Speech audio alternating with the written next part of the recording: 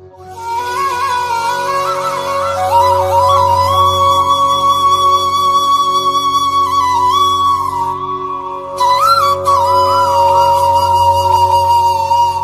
नमो भगवते वासुदेवाय। स्वागत है आपका अपने YouTube channel Radha Raman VNS में। अध्याय 19 और 20 में आपने जाना कि ब्राह्मण धर्मदत्त के द्वारा कार्तिक मास के व्रत तथा पुण्य फलों के द्वारा कलह नाम की राक्षसी को भगवान विष्णु के दूत बैकुंठ लोक में ले जाते हैं। आगे कथा की चर्चा अध्याय 21 और 22 में वर्णन सुनते हैं। कार्तिक मास महात्म अध्याय 21। श्री नारद जी ने कहा। उनकी वाणी सुनकर धर्मदत्त विस्मित हुआ और साष्टांग प्रणाम करके कहने लगा। धर्मदत्त ने कहा, भक्त दुखहारी भगवान विष्णु की विधिवत आराधना यज्ञ व्रत तीर्थ तथा तपस्या आदि सभी लोग करते हैं। उन भगवान विष्णु को प्रसन्न और सामीप्य प्रदान करने वाला उनमें कौन सा है जिसके करने से सब फल मिलता हो। गणों ने कहा, हे द्विजवर, तुमने यह अच्छा प्रश्न किया है।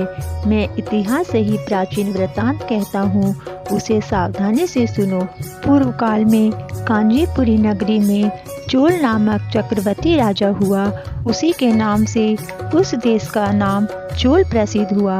उसके राज्य काल में सांसारिक कोई प्राणी दरिद्र, दुखी, पापी तथा रोगी नहीं था। यह उसके अधिक यज्ञ करने का प्रभाव था।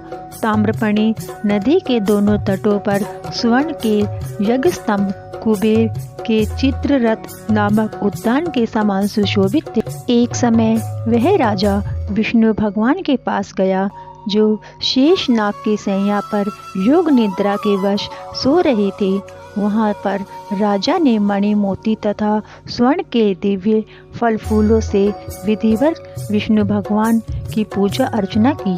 वह साष्टांग प्रणाम कर बैठ गया। उसी समय उसे विष्णु भगवान के निकट एक ब्राह्मण को आते हुए देखा। वह भगवान की पूजा के निमित्त हाथ में तुलसी दल और जल लिए हुए था। वह इसी कांचीपुरी का रहने वाला विष्णुदास नामक ब्राह्मण था।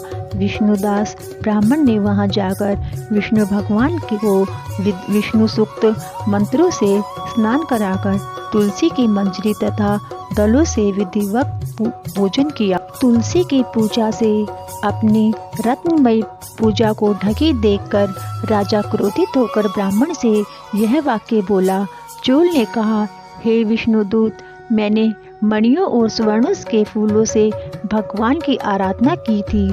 तुमने उसे तुलसी दलों से क्यों ढक दिया? तुम बेचारे विष्णु भक्ति को क्या जानो, क्योंकि तुमने अति विचित्र श्रृंगार को आच्छादित कर दिया। उसका यह वचन सुनकर ब्राह्मण भी क्रोधित हो और राजा के गौरव को तुच्छ समझकर कहने लगा। विष्णुदास ने कहा, हे राजन, तुम भक्ति करना नहीं जानते। तुमको केवल राजलक्ष्मी का निंदित घमंड है। बताओ, इससे पूर्व तुमने भगवान का कितना व्रत किया है? दोनों गणों ने कहा। ब्राह्मण का ऐसा वाक्य सुनकर राजा ने हंसकर घमंड से विष्णुदास से कहा। राजा ने कहा, हे विप्र, विष्णु भगवान की भक्ति के अभिमान से यदि तू ऐसी बात कह रहा है तो तुझ सरीखे दोनों दरिद्रों की भक्ति कितनी ही है, क्योंकि तुमने विष्णु भगवान की प्रसन्नता के लिए दान आदि कुछ भी नहीं किया और ना ही पहले कहीं विष्णु भगवान का मंदिर ही बनवाया है। तो क्या तुम इस प्रकार की भक्ति पर गर्व कर सकते हो? यहाँ उपस्थित सभी ब्राह्मण मेरे वचनों को सुने। आप लोग देखें कि विष्णु भगवान का साक्षात दर्शन इनको होता है या मुझे, तब हम दोनों की भक्ति पर आप जान लेंगे। गणों ने कहा। ऐसा कहकर वह राजा अपने महल में गया और मुकदुल को आचार्य बनाकर विष्णु यज्ञ प्रारंभ किया। जिस यज्ञ में अनेकों ऋषि मुनि बुलाए गए, बहुत सी दक्षिणा दी गई। जो यज्ञ पहले गया क्षेत्र में ब्रह्मा जी द्वारा किया गया था, वही यज्ञ यहाँ भी किया गया।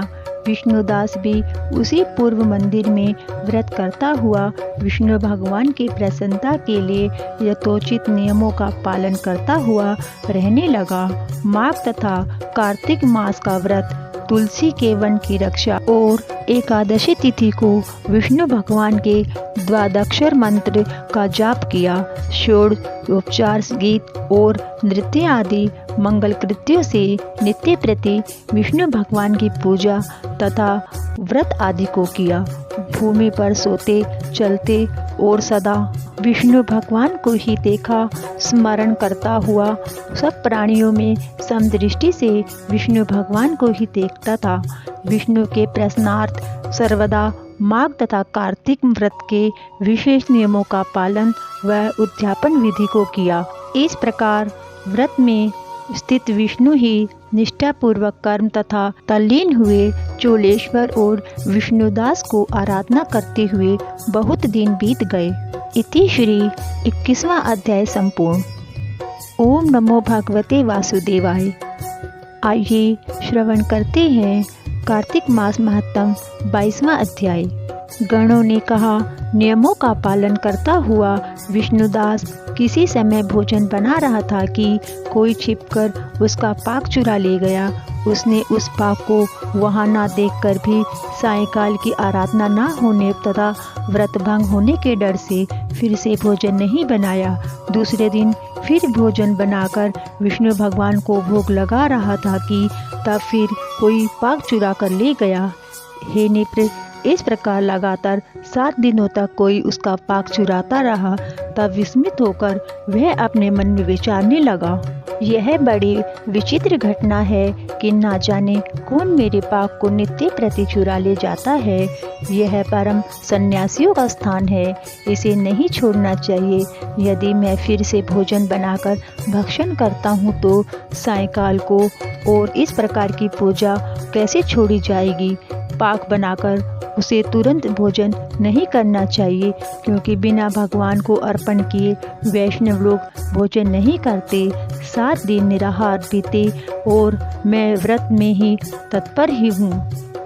आज भली भांति इस भोजन की रक्षा करता हूँ।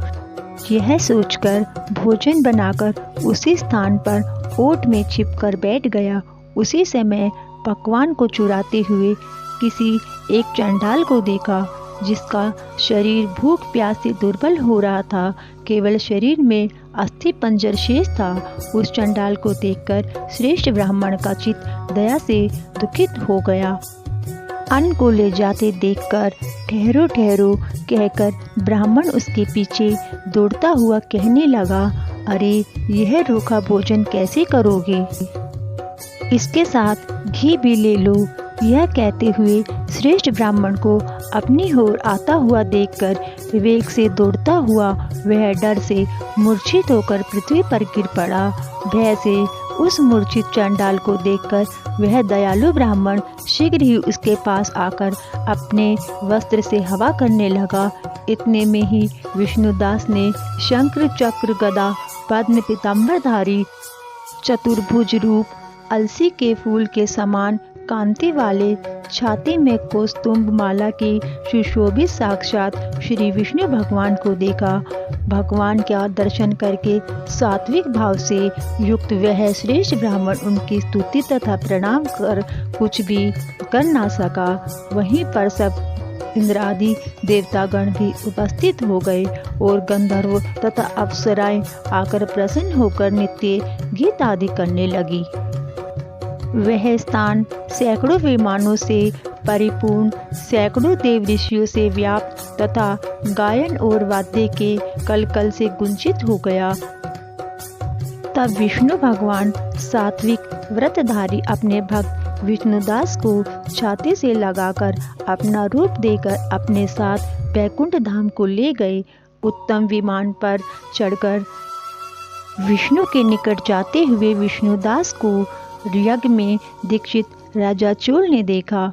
वैकुंठ भवन में जाते हुए विष्णुदास को देखकर अपने गुरु मुग्दुल को शीघ्रता से बुलाकर राजा चोल ने कहा, जिसकी स्पर्धा से मैंने यज्ञ दान आदि किया है, वह विष्णुदास ब्राह्मण विष्णु का रूप धारण कर बैकुंठ को जा रहा है।